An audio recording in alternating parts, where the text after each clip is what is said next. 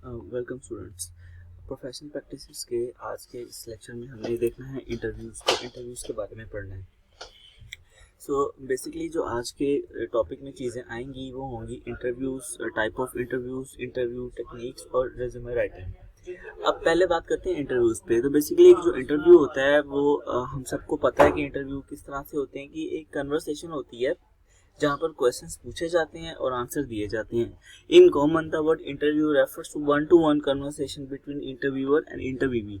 अब इंटरव्यूअर जो होता है इंटरव्यू लेने वाला, और इंटरव्यू जिसने इंटरव्यू देना है। अब इसमें नॉर्मली होता है कि जो इंटरव्यूअर होता है वो आपसे क्वेश्चन करता है और जो आप जिससे इंटरव्यू देना है वो उसको रिस्पॉन्ड करता है, और आमतौर पर जो इन्फॉर्मेशन होती है वो ट्रांसफ़र हो रही होती है इंटरव्यू से इंटरव्यूअर में। अब यहाँ पर और कुछ इंटरव्यूज ऐसे होते हैं जहाँ पर कुछ इंटरव्यू का पार्ट ऐसा आ जाता है जहाँ पर कुछ डिस्कशन स्टार्ट हो जाती है, जिसमें आप भी क्वेश्चन करती हैं, वो भी क्वेश्चन करते हैं और एक डिस्कशन स्टार्ट हो जाती है। तो इस टाइप के इंटरव्यूज में भी बीच में हम देख सकते हैं। अब इंटरव्यू की कौन कौन सी टाइप्स होती हैं। तो बेसिकली इंटरव्यू की मेन जो बड़ी टाइप्स हैं वो दो ही हैं, एक है स्ट्रक्चर्ड और एक है अनस्ट्रक्चर्ड। लेकिन कुछ और इंटरव्यूज भी होती हैं जो हम इंटरव्यू की टाइप में लिस्ट कर लेते हैं, जो है stress interview, behavioural interview, problem solving और case interview and panel interview. पहले बात करते हैं स्ट्रक्चर्ड इंटरव्यू की। तो जैसे कि इसके नाम से ही शो हो रहा है कि ये स्ट्रक्चर्ड इंटरव्यू होता है। ये एक पूरा फॉर्मल और ऑर्गेनाइज्ड इंटरव्यू होता है जिसके अंदर सेवरल इंटरव्यूअर्स हो सकते हैं। मतलब अगर एक से ज़्यादा लोग हैं तो फिर ये पैनल इंटरव्यू बन जाता है।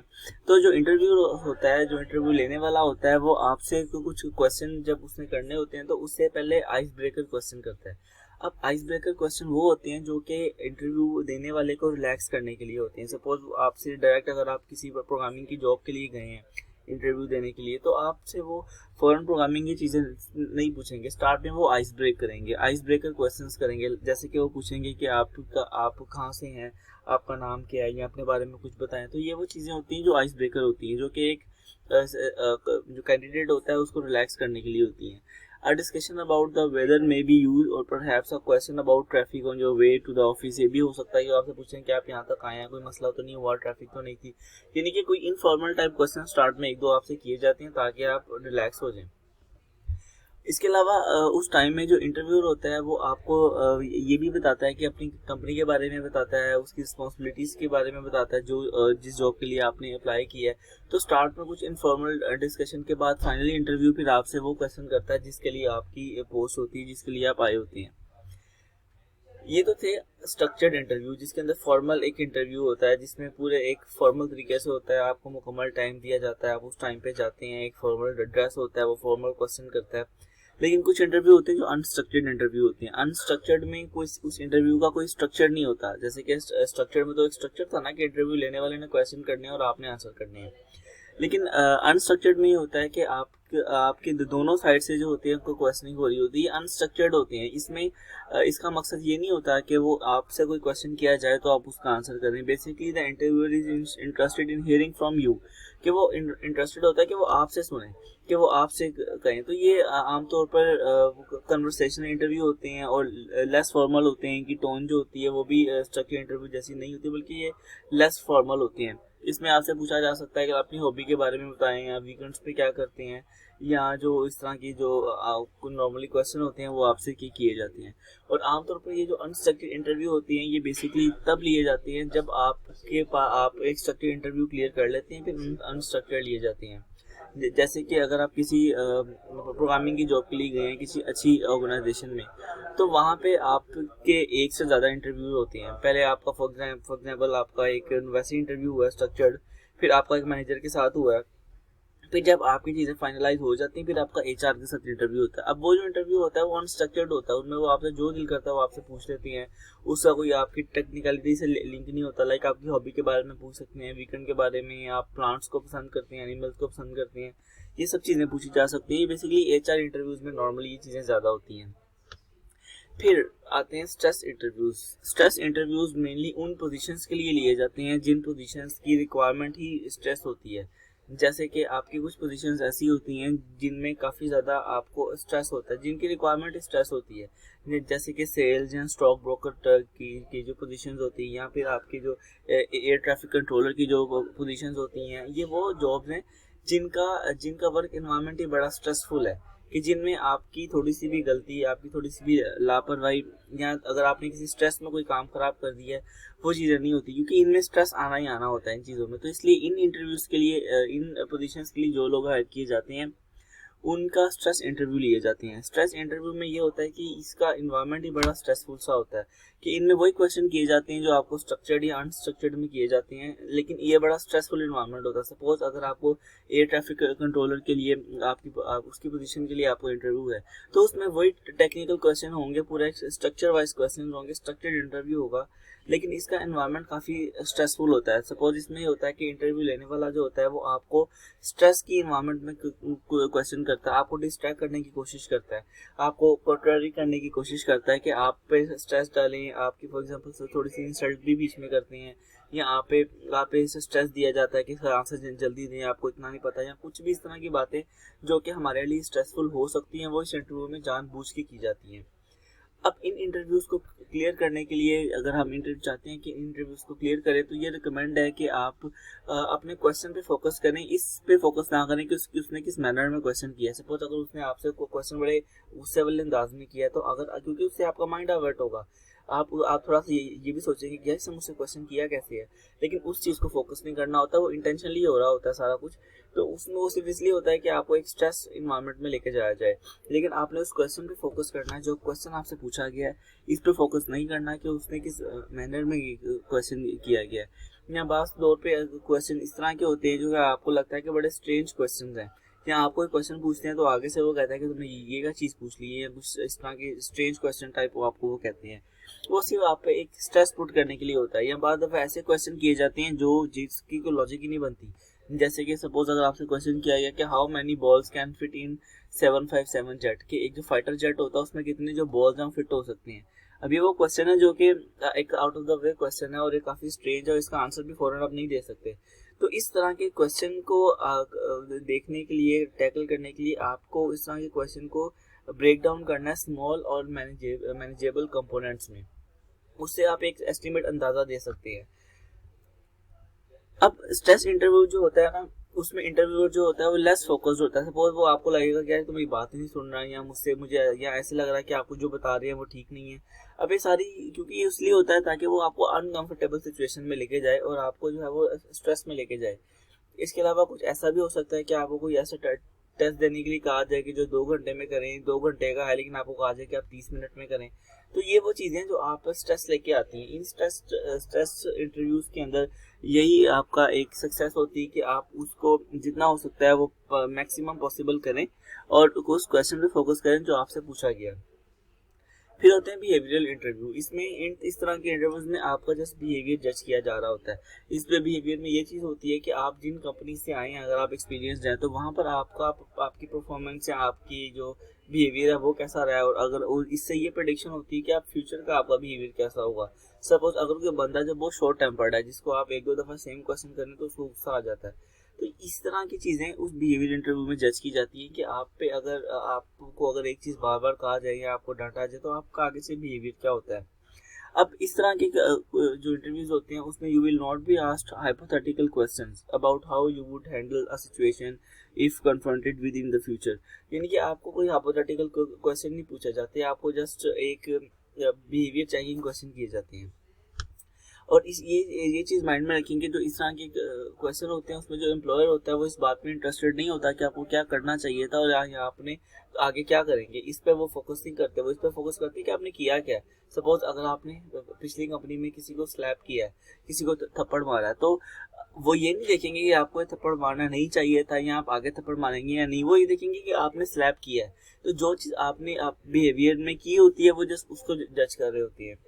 तो और आमतौर पर ये जो बिहेवियर इंटरव्यूज होते हैं ये स्टार्ट होते हैं इस तरह के कुछ फ्रेजेस जो मैं आपको बता रहा हूँ। फॉर एग्जांपल वो आपको कह सकते हैं कि describe a circumstance when you faced when a problem related to something, कि आपको इस तरह के कोई सर्कमस्टांस आ गया है तो आप बताएं उसमें क्या करेंगे। सपोज फॉर एग्जांपल अगर आप नेटवर्क एडमिनिस्ट्रेटर हैं बैंक के और आपके रात को 2 बजे बैंक का लिंक डाउन हो गया सारे ATMs का, तो उस वक्त आपको घर पे फ़ोन आता है कि रात के 2 बजे की आप ये हो गया, इसको भी आके करें। तो इस तरह के सर्कमस्टांसिस में आप क्या करते हैं कि ये भी हो सकता है कि अब आपको रात को 2 बजे सर्दी में आप सो रहे हैं और आपको इस तरह की बुलाया जा रहा है काम के लिए, कि प्रॉब्लम को फिक्स करने के लिए, जो कि वैसे भी मुश्किल होता है। तो इस तरह के सर्कमस्टांसिस में आप क्या उनको ये कहेंगे नहीं मैं नहीं आ सकता, या मेरी तबीयत ठीक नहीं है, या आप चले जाते हैं। तो वो ये जज कर रहे होते हैं कि इस तरह की सिचुएशंस में आपका बिहेवियर एक्चुअली होता क्या है। फिर कुछ इंटरव्यूज होते हैं जो कि प्रॉब्लम सॉल्विंग या केस इंटरव्यूज होते हैं। उसमें ये होता है कि आपको कोई एक प्रॉब्लम या केस स्टडी दे के छोड़ दिया जाता है और आपको एक टाइम दे दिया जाता है।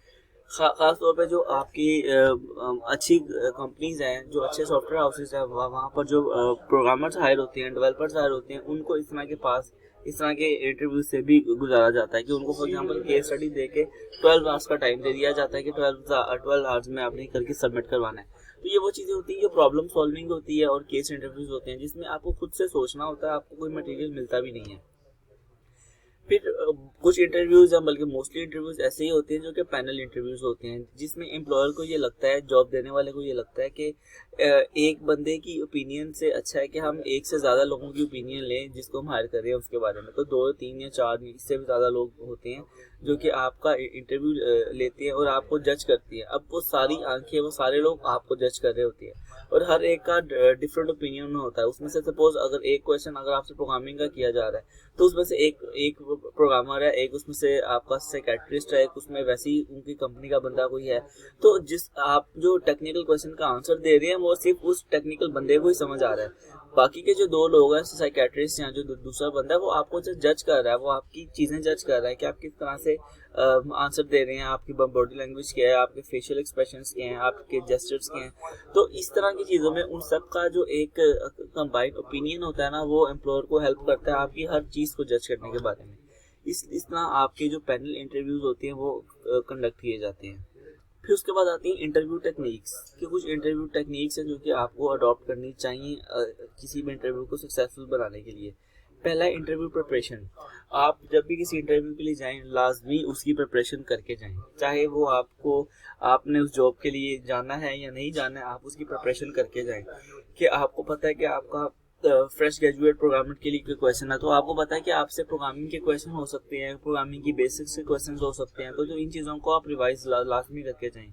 कुछ लोग होते हैं जो ओवर कॉन्फिडेंट होते हैं, जिनको लगता है कि उनको ये चीज़ें आती हैं, लेकिन क्योंकि रिवाइज नहीं हुई होती और इंटरव्यू के स्ट्रेस इन्वायरमेंट में वो भूल जाती है। इसलिए ये बेहतर होता है कि आप फ्रेशली उसको इंटरव्यू की प्रिपरेशन करके जाएं। दूसरी टेक्निक होती है रोल प्ले, कि जब आप इंटरव्यू की तैयारी करें तो उसके बाद आप अपनी फैमिली में, फ्रेंड्स में, या अगर कोई नहीं है तो मिरर के सामने उसके रिहर्सल जरूर करें, यानी उसका रोल प्ले करें। आप किसी को कहें कि वो इंटरव्यू लेने वाला बन जाए और आप अपना रोल प्ले करें कि आप इंटरव्यू देने वाले हैं, तो उसकी एक रिहर्सल करें ताकि आपको थोड़ा सा अंदाज़ा हो जाए कि किस तरह से आप दूसरे बंदे को फेस करके आंसर कर सकते हैं। Body language is very important. इसमें calm your nerves by breathing steadily, कि आप अपनी नर्व्स को काम रखें, स्टडीली ब्रेथ करें, कि आप जैसे आमतौर पर कंफर्टेबली सांस लेते हैं वैसे ही लें, आपकी बॉडी लैंग्वेज अच्छी हो, और आप जो है वो जो इंटरव्यू लेने वाला है उसकी आंखों में देखें, आंखों के आसपास, फेस, चीक्स, इधर उधर ना देखें। क्योंकि बाज़ दफ़ा ये होता है कि वो ये देखते होते हैं कि बाज़ दफ़ा लोगों इंटरव्यू देने वाला आई कॉन्टैक्ट नहीं बना रहा होता, या उसको शर्म आ रही होती है, या उसमें कॉन्फिडेंस नहीं होता, तो वो चीज़ आपकी बहुत मैटर करती है। इसलिए आप उसकी आई कॉन्टैक्ट रखें, जो बात करें उसको सामने देख के, फेस करके, कॉन्फिडेंस से उसको आंसर करें। उसके बाद जब आपने क्वेश्चन के आंसर करने हैं तो उसमें आपने काम रहना है। आप देखें कि आपसे पूछा क्या गया है, क्योंकि you are not always expected to give an immediate response. हर दफ़ा आपको फ़ौरन रिस्पॉन्स देने के लिए नहीं कहा जाता। बाज़ दफ़ा वो आपको कहते हैं कि इसका आंसर फ़ौरन देना है, लेकिन यानी कि जिसको हम रैपिड फायर बोलते हैं, जो फ़ौरन क्वेश्चन फ़ौरन आंसर, फ़ौरन क्वेश्चन फ़ौरन आंसर। लेकिन नॉर्मली मोस्टली इंटरव्यूज़ में ऐसा नहीं होता, इसलिए वो ये एक्सपेक्ट नहीं करते कि आप एकदम जवाब दें। इसलिए आप उनका क्वेश्चन सुनें, उसको सोचें, उसके बाद कामली उसका एक माइंड में आंसर बना के उसको एक रीजनेबल टाइम में उनको उसका आंसर करें। उसके बाद आता है साइकोमेट्रिक एंड इंटेलिजेंस टेस्ट। बाज़ दफ़ा आपके जो टेक्निकल टेस्ट होते हैं उससे पहले कोई एप्टीट्यूड टेस्ट, कोई साइकोमेट्रिक टेस्ट वगैरह आपका हो सकता है। वो इसलिए होता है ताकि आपकी जो पर्सनैलिटी है, आपकी जो इंटेलिजेंस है, उसको जज किया जाए। इसके बाद बहुत अहम है कि आपका जो कॉन्फिडेंस है वो अच्छा होना चाहिए। आप जो भी आंसर करें कॉन्फिडेंस से करें। इवन आपको अगर आता भी है, अगर आपको कोई चीज़ नहीं भी आती है, स्किप हो जाती है, तो आप कॉन्फिडेंस से आंसर करें। और समटाइम्स लोगों को चीज़ें आती हैं लेकिन वो क्योंकि कॉन्फिडेंस से आंसर नहीं कर पाते, इसलिए उनकी चीज़ें जो होती हैं वो गलत होना शुरू हो जाती हैं। उसके बाद आता है रेज्यूमे राइटिंग, कि आप जो सीवी रेज्यूमे लिखते हैं वो क्या होती है, वो कैसे लिखते हैं। So basically our resume is written compilation of your education, work experience, credentials and accomplishments। ये इन सब का कम्बिनेशन होती है कि आपकी एजुकेशन, आपका वर्क एक्सपीरियंस, आपके क्रीडेंशियल्स, आपकी अकम्पलिशमेंट्स वगैरह। आमतौर पर जो प्रोफेशनल पोजीशंस होती हैं वहाँ पर आप एक जो रेज्यूमे सेंड करते हैं उसके साथ एक कवर लेटर भी आप भेजते हैं। और बहुत सारे केसेस में जो आपकी रेज्यूमे होती है वो फर्स्ट डॉक्यूमेंट होता है किसी भी हायरिंग मैनेजर के पास आपसे पहुंचने से पहले, यानी कि आपसे पहुंचने से पहले आपकी सीवी उनके पास होती है। उन्होंने आपको देखा नहीं होता, उन्होंने आपसे बात नहीं की होती। आप जब सीवी ड्रॉप करते हैं तो जो सबसे पहली चीज़ उनके सामने आपके बारे में आती है वो आपकी सीवी होती है, आपकी रेज्यूमे होती है। तो इसलिए इम्पोर्टेंट होता है कि आपका जो फर्स्ट इंप्रेशन है वो रेज्यूमे के फॉर्म में अच्छा वहाँ पे जाना चाहिए, इसलिए आपकी जो रेज्यूमे है वो स्ट्रॉन्ग होनी चाहिए। Accordingly, it's important to put time and effort into developing and maintaining an updated, accurate resume। इसलिए आपको एक टाइम देना चाहिए रेज्यूमे को, कि आप कि एक अच्छे तरीके से टाइम लगा के एक अच्छी रेज्यूमे बनाएं और उसको फिर अपडेट भी करते रहें। कि अगर आपने कोई चीज़ उसमें साथ साथ ऐड हो रही है, आपकी एजुकेशन ऐड हो रही है, आपका एक्सपीरियंस ऐड हो रहा है, तो आप उसमें ऐड करते जाएं। रेज्यूमे का पर्पस क्या होता है? Think of a resume as self advertisement that sums up your experience on one page. कि आपकी अपनी एडवर्टीजमेंट का एक सफ़ा होता है जिस पर आप अपने आप को एडवर्टाइज कर रहे होते हैं। तो और आपकी रेज्यूमे जो होती है वो एक अहम पीस होता है आपकी जॉब एप्लीकेशन में, क्योंकि जब भी आप कहीं अप्लाई करते हैं आप लाजमी वहाँ पर रेज्यूमे सेंड करते हैं और उस पर आपकी सारी डिटेल मेंशन होती है। Start by doing a brain dump of your experience. So basically, an effective resume lays out a summary of your qualification that will push the hiring manager or employer to move forward and invite you to the interview for the position। कि आपकी resume इस तरह की होनी चाहिए कि आपकी qualification की समरी है, आपके वर्क एक्सपीरियंस की समरी है, आपकी स्किल्स की समरी इस तरह की उसमें होनी चाहिए। फैक्ट्स इस तरह की फैक्चुअल इन्फॉर्मेशन होनी चाहिए कि जो हायरिंग मैनेजर को पुश करे, वो एक मजबूर करे कि वो आपको उस पोजीशन के लिए बुलाए, यानी कि इतनी वो इम्प्रेसिव होनी चाहिए।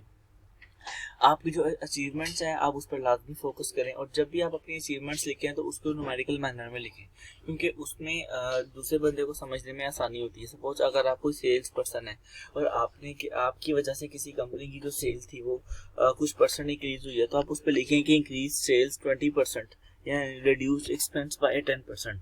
तो ये वो चीज़ें हैं जो आपको अपनी रेज्यूमे पे लिखनी चाहिए। कोई रेज्यूमे का स्टाइल चूज करना, कुछ रेज्यूमे के स्टाइल होते हैं। अब कौन कौन से होते हैं? एक होता है क्रोनोलॉजिकल ये होता है कि जिसके अंदर आप अपनी जो वर्क एक्सपीरियंस है वो रिवर्स क्रोनोलॉजिकल ऑर्डर में लिखते हैं, यानी कि from the most to the least recent form में लिखते हैं। फंक्शनल में है कि फंक्शनल रेज्यूमे जो होती है वो फोकस करती है आपकी स्किल्स पे और आपकी एबिलिटीज पे, rather than your work history. कि वो इतनी वर्क हिस्ट्री भी नहीं देखते, वो देखते हैं कि आप में स्किल्स क्या हैं और आप में एबिलिटीज क्या हैं। इनका कम्बिनेशन भी हो सकता है दोनों का, जिनको हम कम्बिनेशन फॉर्म बोलते हैं। अपनी रेज्यूमे कंपाइल करें कि जब आप डिसाइड कर लें उसकी टाइप कि आपने किस टाइप की रेज्यूमे बनानी है, फिर उसको आप कंपाइल करें। और आपको you don't have to start from scratch. कि ऐसा नहीं है कि आप MS वर्ड खोलें उसमें स्टार्ट से टाइप करना शुरू कर दें। First review examples of the resume type you have selected. कि आपने जो टाइप सेलेक्ट की है, लाइक आपने क्रोनोलॉजिकल की है, तो उसमें आप कुछ उसकी एग्जांपल को रिव्यू करें, इंटरनेट पर सर्च करें, उसके बाद उसका कोई टेम्पलेट चूज करें, उसको कॉपी पेस्ट करें और उसको फिर अपने मुताबिक उसको फिल करें। And your goal should be to write your resume with both robots and humans in mind. ये भी देखना चाहिए कि आपकी जो रेज्यूमे है वो इस तरह की हो कि वो रोबोट्स और ह्यूमंस दोनों को माइंड में रख के आपने उसमें बनानी है। कि अगर आप कंप्यूटर उसको चेक कर रहे हैं, कोई पर्सन उसको चेक कर रहा है, तो दोनों आपके माइंड में होना चाहिए। अपनी रेज्यूमे का फॉर्मेट आपने करना है कि जब आप रेज्यूमे लिख लें, उसको ऑर्गेनाइज कर लें, तो फिर उसके बाद आप उसको फॉर्मेट दें। फॉर्मेटिंग में होता है कि आपकी किसी भी वर्ड प्रोसेसर में, माइक्रोसॉफ्ट वर्ड वगैरह में उसकी आपने वो फॉर्मेटिंग करनी है। Suppose it's generally best to stick to your word processor default setting. Normally होता है कि आप डिफॉल्ट सेटिंग पे ही जाएं वर्ड की, but in some cases if you shrink the margin of the left and right top bottom, कि आप चाहते हैं कि मार्जिन कम करेंगे अगर आपकी चीज़ें ज़्यादा, लेकिन आप एक पेज में उसको मैनेज करना चाह रहे हैं, तो अगर लेफ्ट राइट टॉप बॉटम से मार्जिन आप श्रिंक कर सकते हैं कि आपकी रेज्यूमे एक पेज पे फिट आ जाए, तो उसके मुताबिक आप चेंजेस कर सकते हैं। इसके अलावा विजुअल और इंफोग्राफिक्स जो रेज्यूमे है वो कुछ इंडस्ट्रीज में बहुत ज़्यादा इन है, बहुत ज़्यादा ट्रेंडिंग है। जैसे अगर कोई आपका ग्राफिक डिज़ाइनिंग का डिपार्टमेंट है तो वहाँ पर ऐसी सीवी को बड़ी वो कैची होती है जिसमें विजुअल्स हैं, इंफोग्राफिक्स बड़े अच्छे हों, जिसमें विजुअलाइजेशन बड़ी अच्छी हुई हो, बड़ी अच्छी कलर स्कीम यूज़ हुई हो, कोई थोड़ा सा डिज़ाइनिंग यूज़ हुई हो, तो वहाँ पर ये चीज़ें भी मैटर करती हैं। इसके अलावा आपने वो फ़ॉन्ट चूज़ करना है जो रीडेबल होते हैं, जैसे कि फॉर एग्जांपल जो बेसिक फ़ॉन्ट्स हैं, Arial, Time New Roman, Calibri, Helvetica, Georgia, इस टाइप की जो फ़ॉन्ट है वो आप सेलेक्ट करें। और आपने फ़ॉन्ट साइज़ को 12 से ज़्यादा आपने नहीं करना जो आम टेक्स्ट है उसके लिए, और 10.5 से कम भी नहीं करना। तो ये वो चीज़ें हैं जो आपको हेल्प करती हैं आपकी रेज्यूमे को ठीक करने में।